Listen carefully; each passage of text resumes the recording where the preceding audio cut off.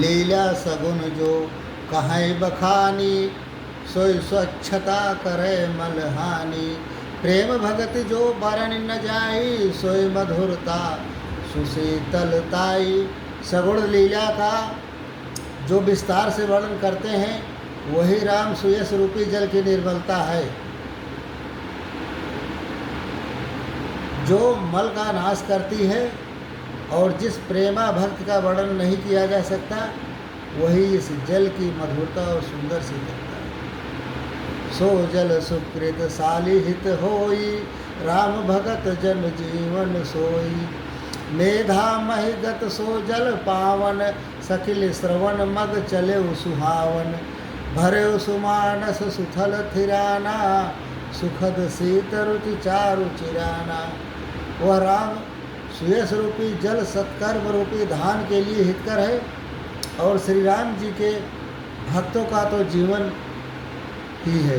वह पवित्र जल बुद्ध रूपी पृथ्वी पर गिरा और सिमट कर सुहावने कान रूपी मार्ग से चला और मानस हृदय रूपी श्रेष्ठ स्थानों में भरकर वहीं स्थिर हो गया। वही पुराना होकर सुंदर रुचकर शीतल और सुखदायी हो गया। सुठ सुंदर संवाद बर विरचे बुद्धि विचार, ते यही पावन सुभग सर घाट मनोहर चार।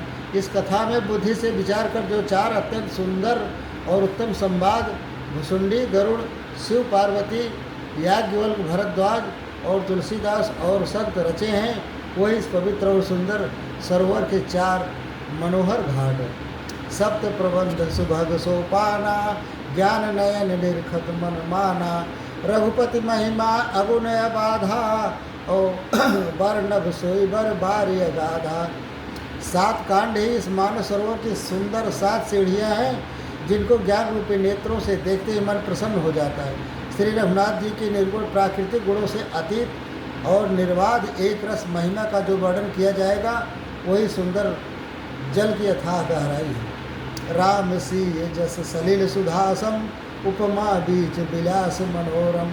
पुरैन सघन चारु चौपाई, जुगति मंजु मणि सीप सुहाई। श्री रामचंद्र जी और सीता जी का यह अमृत के समान जल है। इसमें जो उपमाएँ दी गई हैं वही तरंगों का मनोहर विलास है। सुंदर चौपाइयाँ हैं, इसमें घनी फैली हुई पुरैन कमलनी हैं और कविता की युक्तियाँ सुंदर मणि मोती उत्पन्न करने वाली सुहावनी सीपियाँ हैं। छंद सोरठा सुंदर दोहा, सोई बहुरंग कमल कुल सोहा। अर्थ अनोप सुभाव सुभाषा, और सोई पराग मकरंद सुभाषा। जो सुंदर छंद सोरठे और दोहे हैं वही इसमें बहुरंगे कमलों के समूह सुशोभित है। अनुपम अर्थ, ऊंचे भाव और सुंदर भाषा ही पराग पुष्परज मकरंद पुष्परस और सुगंध है। सुकृत पुंज मंजुल यलिमाला, ज्ञान विराग विचार मराला। धुन औबरेव कवित गुण जाति, मीन मनोहर ते बहुभाति। सत्कर्मों के पुंज भवरों के सुंदर पंक्तियाँ हैं, ज्ञान वैराग्य और विचार हंस हैं। कविता की ध्वनि वक्रोक्त गुण और जाति अनेकों प्रकार के मनोहर मछलियाँ हैं। अर्थ धर्म कामादिक चारी, कहब ज्ञान विज्ञान विचारी। नवरस जप तप जोग विरागा, ते सब जल चरु चारु तड़ागा। अर्थ धर्म काम मोक्ष ये चारों ज्ञान विज्ञान का विचार के कहना। काव्य के नवरस जप तप योग और वैराग्य के प्रसंग ये सब इस सरोवर के सुंदर जलचर जीव हैं। सुकृति साधु नाम गुण गाना, ते विचित्र जल विहग समाना। संत सभा चहु दिश और आई, श्रद्धा ऋतु बसंत समगाई। सुकृति पुण्यात्मा जनों के, साधुओं के और श्री राम नाम के गुणों का गान ही विचित्र जल पक्षियों के समान है। संतों की सभा ही इस सरोवर के चारों ओर की अमराई आम की बगीचियाँ हैं और श्रद्धा बसंत ऋतु के समान कही गई है। भगत निरूपण विविध विधाना, क्षमा दया दम लता बिताना।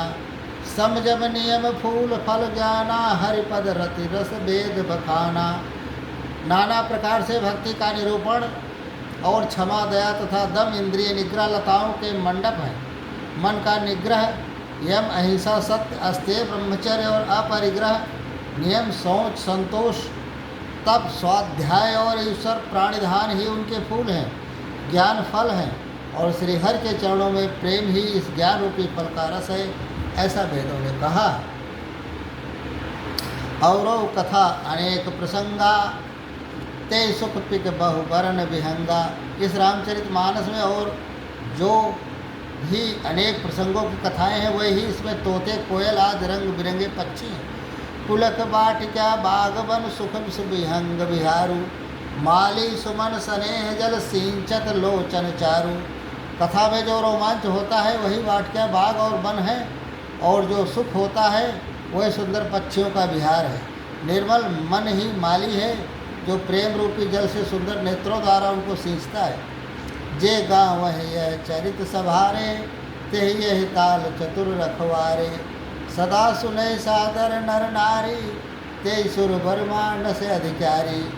जो लोग इस चरित्र को सावधानी से गाते हैं वह ही इस तालाब के चतुर रखवाले हैं, और जो स्त्री पुरुष सदा आदरपूर्वक इसे सुनते हैं वह ही सुंदर मानस के अधिकारी उत्तम देवता है। अति खल जे विषयी बग कागा यह सर निकट न जाए अभागा। शंभुक भेक सेवार समाना यहाँ न विषय कथा रसनाना।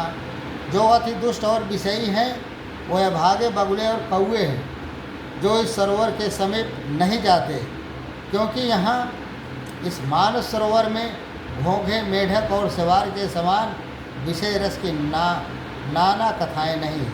तेहि कारण आवत ही हारे कामी काक बलाक विचारे।